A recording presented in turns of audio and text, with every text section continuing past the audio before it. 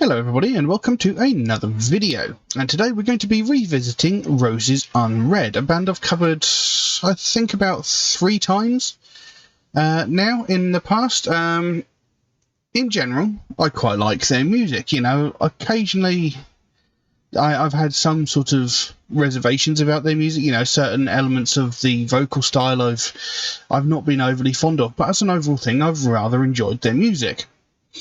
Now they've just recently released a track called Leave a Light On, which is what we're going to be looking at today. Now, considering I've covered the band several times before, I'm not going to go into detail as to who they are. There are lyrics to this song. They are available directly underneath the video, so they should, in theory, be 100% accurate. So we're going to jump into this track and see what we have this time around. So this will be Leave a Light On by Roses Unread. Let's have a look.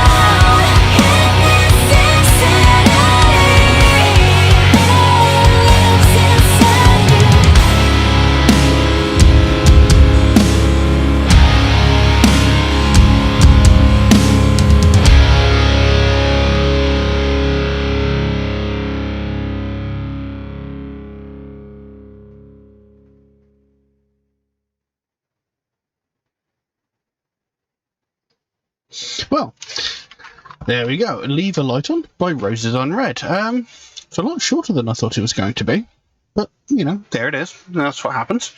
Now, there are some things about that track that feel a bit odd to me. Generally, it's a pretty good track. The music is pretty good. It's pretty heavy, and you can really sort of get into it. But there are just some elements to the song that I feel are a bit weird. Like the first time we actually hear the chorus, it's more sort of spoken and really, really quietly, and it feels a little bit out of place in a way, to me at least. It feels very weird. It doesn't feel like it quite fits properly. And towards the end of the song, everything sort of, it feels very muddled to me, at least. It's not a bad track at all. And again, the vocal performance is pretty good. The music is pretty good. I quite like it. I could quite happily listen to it. There are just certain parts of it that feel a little disjointed to me. But that being said, the actual meaning to the song, I think, might have possibly something to do with that. Because the actual meaning to the song, to me, as I read it, could possibly be talking about mental health or depression, that sort of thing. So when you're feeling like depression and, you have problems with mental health disorders and stuff like that, things can seem a little disjointed and a bit sort of unusual. So maybe that's what they were going for. I don't know. Maybe I'm just making that connection because I'm very, very familiar with the situations, because as I've mentioned several times before, I have borderline personality disorder and I suffer from severe depression, so I know how disjointed and strange it can feel inside your own mind. So maybe I'm sort of projecting that onto the way that the music is disjointed and, a little bit weird in some places. I don't know. I could also be completely wrong about the actual meaning of the song, but it seems to suggest that to me. Because the lyrics go, "The city falls asleep again. Barren streets, the air is thin. You're locked inside as walls are closing in, and I can't feel your skin." So those opening four lines, they don't really actually say that much, although the line, "You're locked inside as walls are closing in," can sort of possibly suggest like the oppressive nature of depression, locked inside as walls are closing in. You feel the world around you is sort of closing in, you feel claustrophobic and you feel trapped, and there's nothing you can do about it. And then comes what I would call the chorus, but like I said, this part is sort of spoken and it's very, very quiet and it feels very out of place where it is in the song. Right at the beginning it says, "Would you leave a light on for me so I know you're waiting for me to come back home, back to reality." I don't know why I paused weirdly there, but I did. So would you leave a light on for me so I know you're waiting for me to come back home, back to reality. So to leave a light on for someone is sort of an indication of, it's almost like a beacon. It's like there is someone here for you. There is someone waiting for you for when you need them, or whether it be romantically or as just a friend sort of. There is someone there willing to wait for you, to help you, to be there for you. That's a sort of signal of leaving a light on for someone. It's like the suggestion, the letting someone know that you are there for them. You're willing to wait up until the late hours for them if they need you. And there is that line, "For me to come back home, back to reality."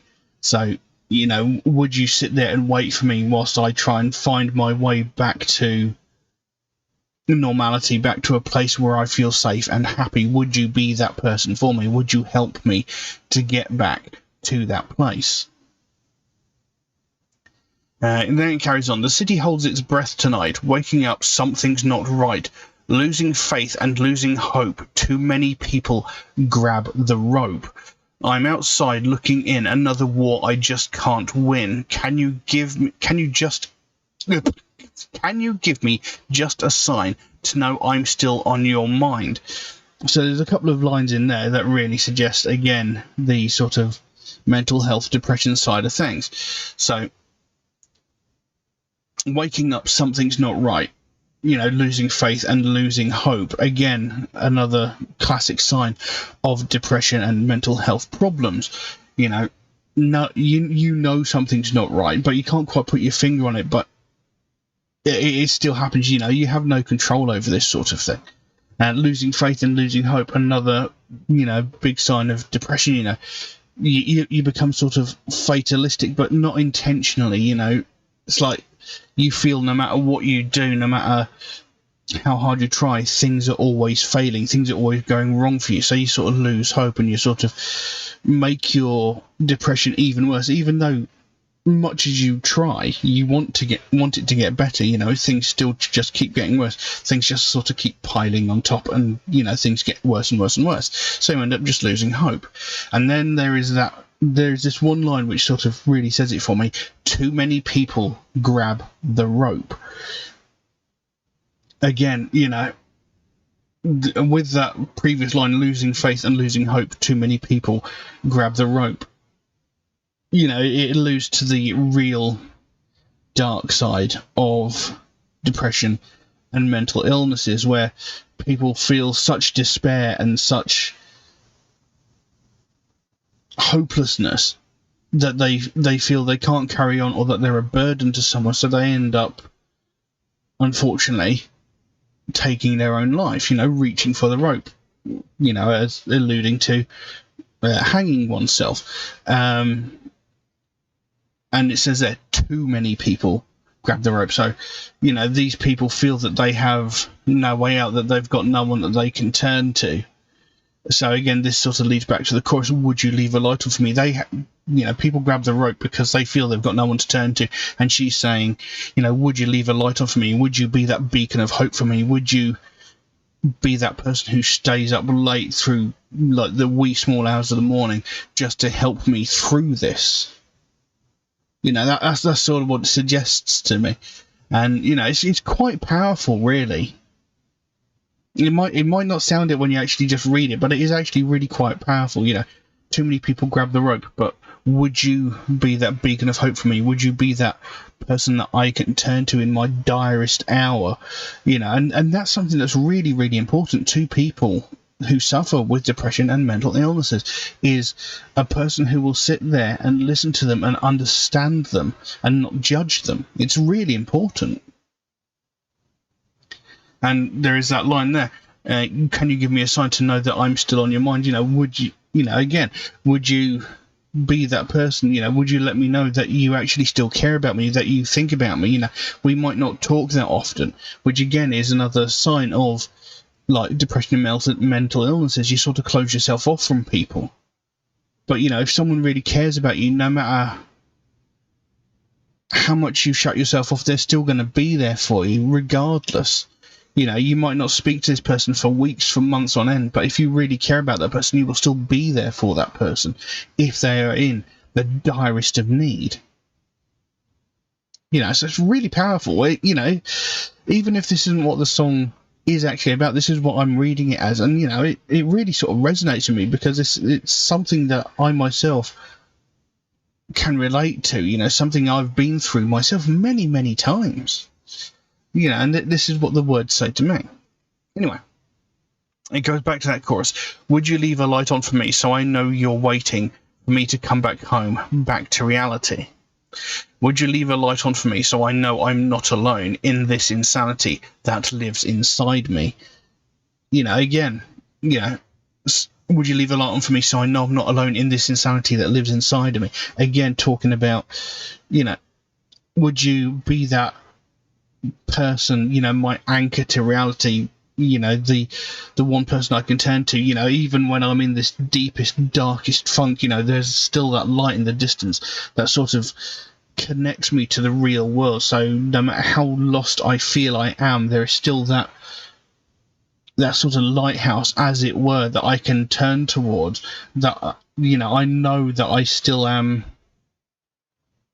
I haven't completely lost myself. That there is still someone that cares about me no matter how bad I feel. And, that this insanity that lives inside of me, no matter how bad my mind gets, I know that this is something that swallows me whole, and that can, it can destroy a person. And, you know that that's inside you, and you can feel it. But as long as you know you've got someone that you can turn to, there's always that small glimmer of hope. There's always that knowledge that there is that one person that you can turn to no matter how bad things get. And that's really important. And then it comes towards the end of the song, it says, "I'll leave a light on for you, just come back home, back to reality." And they repeat that again, and then they go back into the chorus before the song ends. So, if I'm reading this right, it's a really powerful piece of music. It's a really powerful song. There are elements of the song that I don't actually feel comfortable with. Like I said, it feels very disjointed, and there are some parts that don't necessarily fit very well, for me at least. But again, like I said, that could be to do with the disjointed nature of what they're talking about, the way that mental health and depression and stuff affect a person. And like I said, this is something I can relate to very, very well, because I myself, I have sat up until the silly hours of the morning talking to people, just trying to help them, trying to talk them out of things like suicide and things like that. I've done that for people, and I would hope people would do that for me. Unfortunately, I've never really had someone who would sit up till the late hours of the evening trying to help me out of it. But again, me personally, I close myself off, and I completely shut down when I'm in situations like this. I won't talk to anybody. But what people in those sort of situations need, they need to know that there is someone out there that still cares for them, someone that will sit up until the stupid hours of the morning and talk to them and help them no matter what happens. And it's really, really important, and this is what people misunderstand about depression and mental illnesses and things like that. There are these people that do the stupidest things and say, just get over it. There are people worse off than you, this, that, and the other. They are not helpful statements. They don't add anything. They're not helpful in any way. That just makes the person you're talking to think, this person doesn't give a shit. They don't care. There are people worse off than you. There might well be, but I am in dire need at this precise moment. I am, suffering greatly. I am on the verge of taking my own life, and you're saying, yeah, well, there's other people that are struggling worse than you. You don't care about me. I'm supposed to be your friend, a member of your family, a loved one, etc. And you're just saying, well, there's someone else worse off than you. But at this precise moment, I am asking you for help, and you're just sort of brushing me off. Statements like that aren't helpful. And just knowing that there is someone out there that is willing to help you, that is willing to sit up for hours on end and talk to you, to help you, to sort of talk you out of anything bad that you might be contemplating, is very, very important. If you know someone that is struggling with depression or mental illnesses, the most important thing you can do is just to let them know that you are there for them. They might not actually reach out and try and talk to you, but knowing the fact that you are there and you are willing to listen is so important to them. It is vital that they know that someone actually cares. I mean, like I said, with myself, I close myself down because I don't want to trouble people with the things that are making me sad, because I don't want to make them feel bad. I don't want to tell them all the things that are dragging me down, because I don't want to drag them down with me. So I completely shut myself off. But knowing that there is someone there who is willing to listen, who is willing to talk, is so important. It is vital. And it can make the biggest difference, between that person surviving and that person taking it too far. I've spoken before about my best friend who many years ago now, he took his own life. And to this day, I still struggle with that because I saw him earlier in the day before he actually did that to himself. And I could tell that there was something wrong with him, but I was late for getting to work. So rather than stopping to talk to him, to ask him if he was okay, to ask him if he needed to talk, I said, I can't stop, I've got to get to work. And that still bothers me to this day because at that time, I mean, I was what, 17 or 18 at the time. So this is maybe 22 years ago now. I didn't stop to see if he was okay, and it still bothers me to this day. Maybe if I'd stopped and taken 5-10 minutes and been a little bit late to work, if I'd stopped and actually spoken to him, would things have been different? And this is one of the things, if someone comes to you and says they're struggling, and you just brush them off, and that person ends up taking their life, it's gonna haunt you for the rest of your life. It's never going to go away. Like I said, this was 22 years ago, and it still bothers me to this day. So if someone is struggling and they reach out to you, it is vital, it is so important that you actually help them.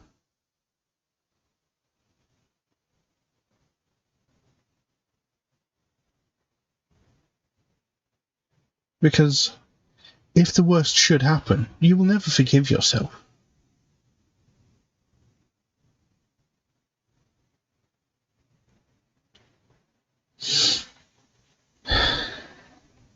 But anyway, like I said, if that song is talking about what I think it's talking about, and to me it really does suggest that, it's a really powerful piece of music, and like I said, it is a good piece of music. It's a good song. It is well performed. There are some elements to it that I'm not too sure about, but overall, the meaning and the performance is still quite good. But I really don't know what else I can say about that. So I'll leave that as it is.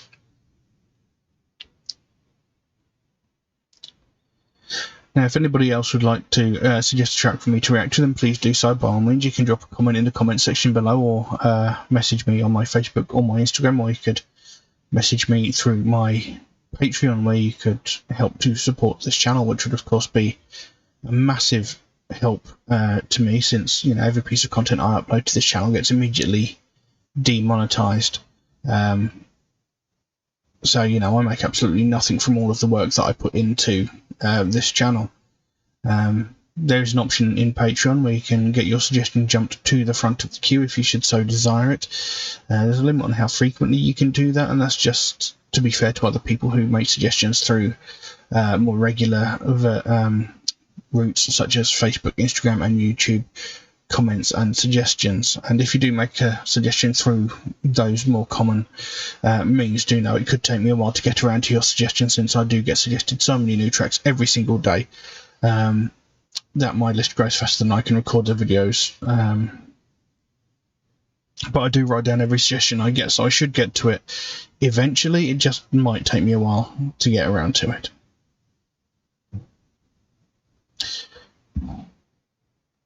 Also, MetalHead Reacts is a proud supporter of the Sophie Lancaster Foundation, a British-based charity whose main goal is to put an end to hate crimes, and one of the main facets of that is hate crimes against people of the alternative culture. And that's something I believe in very, very strongly, something that's very, very important to me, because it's something I've had to deal with for most of my life, but it's also something that is very widely ignored. It's sort of cast aside and treated as not that big of an issue, whereas in fact it is a much bigger issue than people actually give it credit for.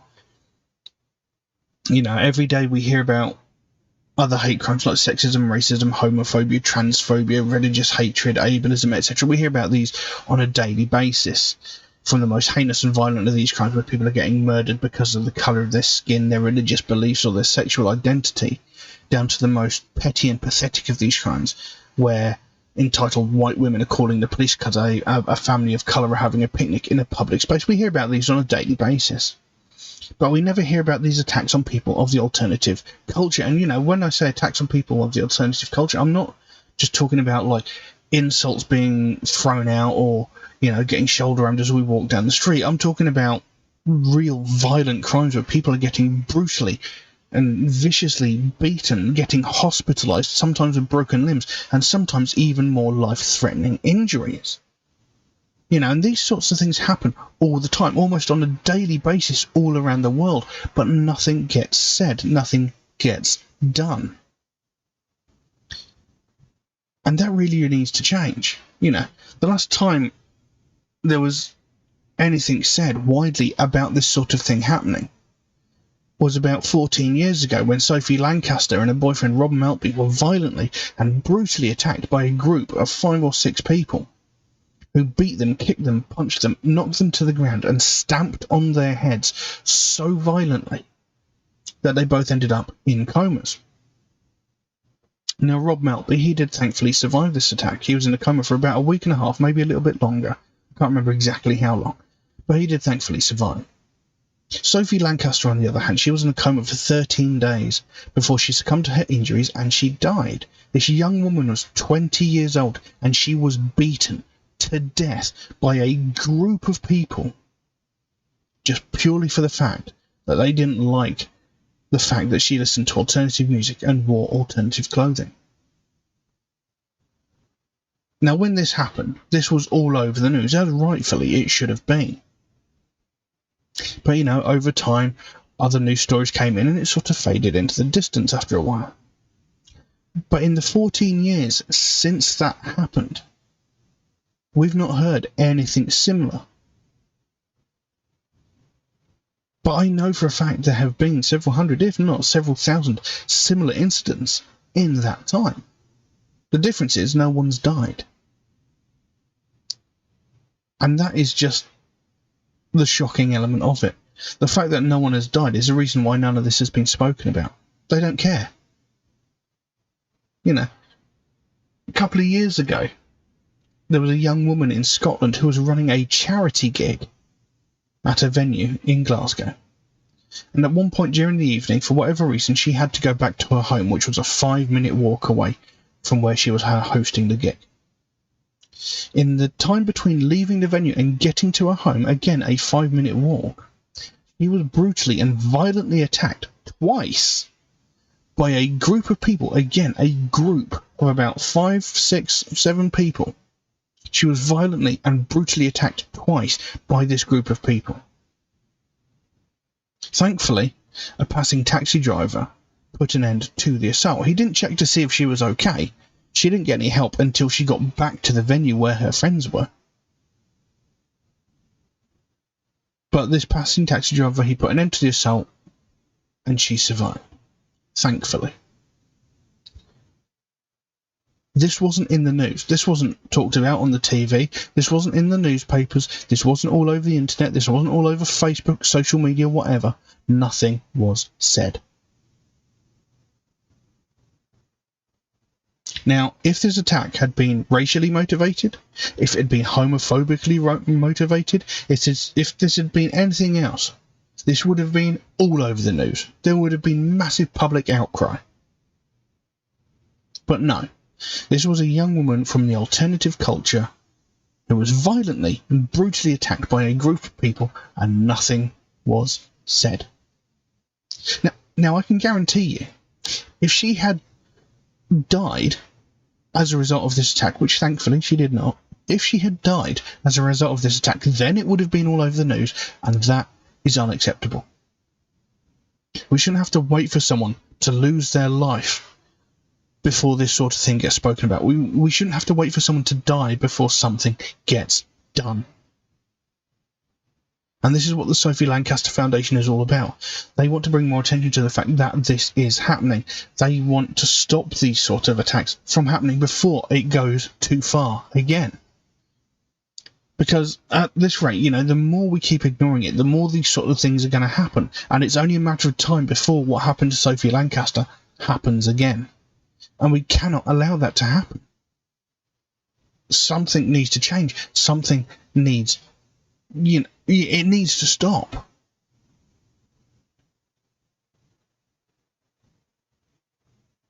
You know, they don't want to see another family go through what they went through when they had to watch their daughter slowly die over the course of 2 weeks. They don't want to see another family suffer the way that they suffered because a group of small-minded people cannot handle the fact that someone likes something different. Everybody has the right to be an individual. Nobody should have to worry about leaving their house for fear that they're going to get beaten to death just because they have a different opinion to someone else. It needs to stop. It needs to change before more people lose their life over something as petty and pathetic as their taste in music. If you'd like to find out more about the Sophie Lancaster Foundation, there is a link to their website in the description below. You can go over there, find out what they're working on at the moment, find out what their overall goal is, because they can explain it a lot better than I can. And if you can help them out in any small way, obviously don't feel obligated to do so, but if you can help them out in any small way, whether it be like a small donation through the website or something as simple as one of these Sophie wristbands, or maybe even this one, you know, they've got a whole bunch of other cool stuff over on their web store. You know, the smallest amount can make the biggest difference, and the sooner we bring more attention to this, the sooner we get more people talking about this, the sooner we can help to stamp out prejudice, hatred and intolerance everywhere. But I'm going to leave that as it is for the time being. Thank you all very, very much for watching, and I'll see you again soon. Bye bye.